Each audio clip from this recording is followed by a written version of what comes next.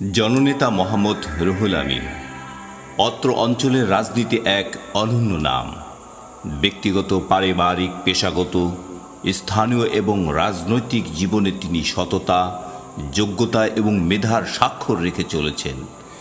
দেশের প্রতিটি গণতান্ত্রিক আন্দোলন ও গণমানুষের অধিকার প্রতিষ্ঠার জন্য তিনি অগ্রণী ভূমিকা পালন করে যাচ্ছেন, যে কারণে অসংখ্যবার তাকে কারাবরণ করতে হয়েছে। বিগত ফ্যাসিস্ট সরকারের আমলে বারবার হামলা, মামলা, জেল জুলুম শিকার হয়েছেন অত্র অঞ্চলের এই সাহসী সন্তান। তিনি চুয়াডাঙ্গা জেলার জীবননগর উপজেলাধীন ধোবাখালী গ্রামের এক সম্ভ্রান্ত মুসলিম পরিবারের সন্তান। 1980 সালে জন্মগ্রহণ করেন তিনি। পিতা আলহাজ মোহাম্মদ আব্দুল খালেক বিশ্বাস, মাতা মুসাম্মদ বুলবুলি খাতুনের নবম সন্তানের মধ্যে তিনি পঞ্চম। 8 ভাই 1 বোন। ছোটবেলায় গ্রামের প্রাইমারি স্কুল থেকে কৃতিত্বের সাথে 5ম শ্রেণী পাশ করেন তিনি। পিতামাতার স্বপ্ন ছিল ছেলে বড় আলেম হবেন। এই জন্য তিনি 1991 সালে জীবননগর আলিয়া মাদ্রাসায় ভর্তি করে দেন। ক্লাস 8 পর্যন্ত জীবননগর আলিয়া মাদ্রাসায় পড়ার পর চুয়াডাঙ্গা ফাজিল মাদ্রাসার ক্লাস 9-এ এসে ভর্তি হন। বর্ণাঢ্য রাজনৈতিক জীবনে ক্লাস 7 থাকা অবস্থায় কিশোর কণ্ঠের মাধ্যমে দাওয়াত পান এবং ছাত্র শিবিরের ছাত্র সংগঠনের ছাত্র রাজনীতির সাথে সম্পৃক্ত হন। এরপর 1994 সালে চুয়াডাঙ্গা আলিয়া মাদ্রাসা থেকে প্রথম বিভাগে দাখিল পাশ করেন। 1994 সালে গোটা জেলা থেকে মাত্র 6 জন প্রথম বিভাগে দাখিল পাশ করার কৃতিত্ব অর্জন করেন। এরপর মাদ্রাসা পড়া আর হয়নি। মাদ্রাসায় পড়লে ছাত্র শিবিরের বড় লিডার হয়ে যাবে, এই ভয়ে পরিবার থেকে কলেজে ভর্তি করে দেন।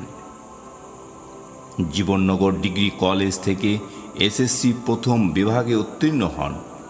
এরপর বিএসএস পরীক্ষায় প্রথম শ্রেণী উত্তীর্ণ হন। ইসলামী ইতিহাসে এমএ করেন, এখানেও তিনি প্রথম শ্রেণীতে উত্তীর্ণ হন।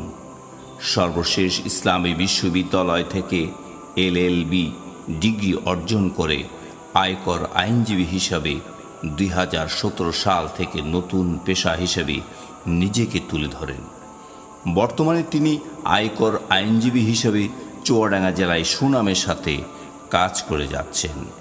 কলেজ পড়া অবস্থায় প্রথম কলেজে সেক্রেটারি, তারপর থানা সেক্রেটারি। 1996 সালে জীবননগর থানার সভাপতি হিসাবে নির্বাচিত হন। জেলার বিভিন্ন স্থানে দায়িত্ব পালন শেষে 2002 সালে চুয়াডাঙ্গা জেলার সেক্রেটারি, পরে ছাত্র শিবিরের জেলার সভাপতির দায়িত্ব পালন করেন। 2003 সালে জেলার সভাপতির দায়িত্ব পালন শেষে 2004 সালে ছাত্র জীবন শেষ করেন। দিন প্রতিষ্ঠার জন্য বাংলাদেশের বৃহত্তম রাজনৈতিক দল প্রত্যয়দীপ্ত কাফেলা বাংলাদেশ জামায়াতে ইসলামীতে পদার্পণ করেন এবং ওই সালেই মার্চ মাসে জামাতের রুকনিয়াতের শপথ গ্রহণ করেন। প্রথমে জামাতে ইসলামীর চুয়াডাঙ্গা পৌরশাখার কাজ দিয়ে দায়িত্ব পালন শুরু করেন। তিনি পর্যায়ক্রমে শ্রমিক কল্যাণ এর জেলা সভাপতি, সংগঠনের জেলার সহকারী সেক্রেটারি ও জেলা সেক্রেটারি হিসাবে দীর্ঘদিন দায়িত্ব পালন করে আসছেন।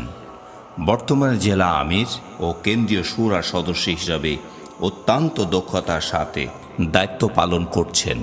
2009 সালে তিনি সর্বপ্রথম জীবননগর উপজেলা পরিষদের চেয়ারম্যান হিসাবে নির্বাচনে অংশগ্রহণ করেন।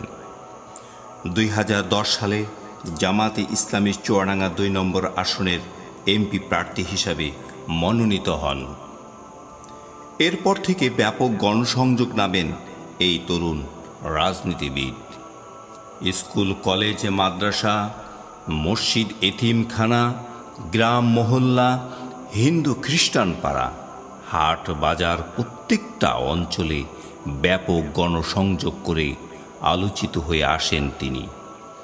চুয়াডাঙ্গা 2 নম্বর আসনের গণমানুষের নেতা হিসেবে খুব অল্প সময়ের মধ্যেই তিনি নিজেকে প্রতিষ্ঠা করেন।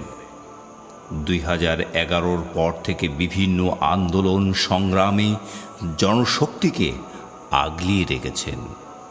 এলাকার সাধারণ মানুষ যখন প্রিয় নেতাকে কাছে পায়, তখন তারাও তাদের নেতাকে অভিভাবকের ন্যায় তাকে আগলিয়ে রাখেন।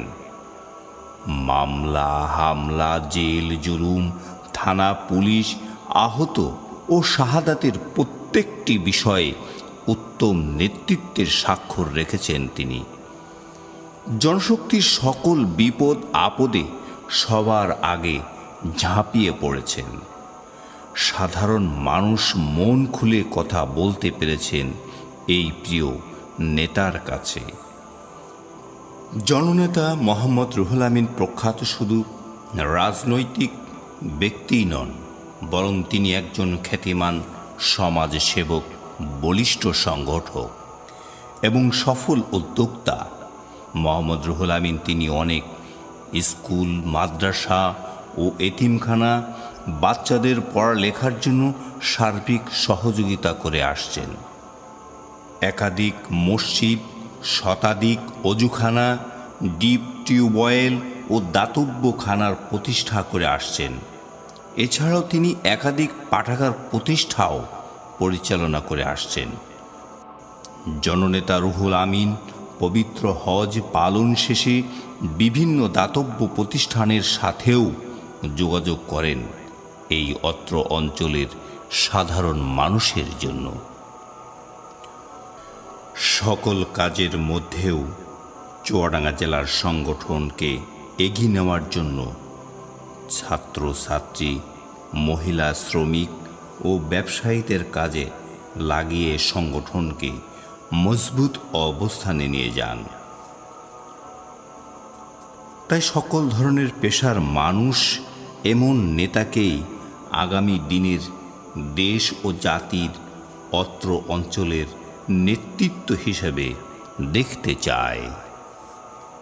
অবসর সময় তিনি বই পড়েন, কবিতা আবৃত্তি করেন ও আন্তর্জাতিক বিষয়ে গবেষণা করে থাকেন। আল্লাহ হাফেজ।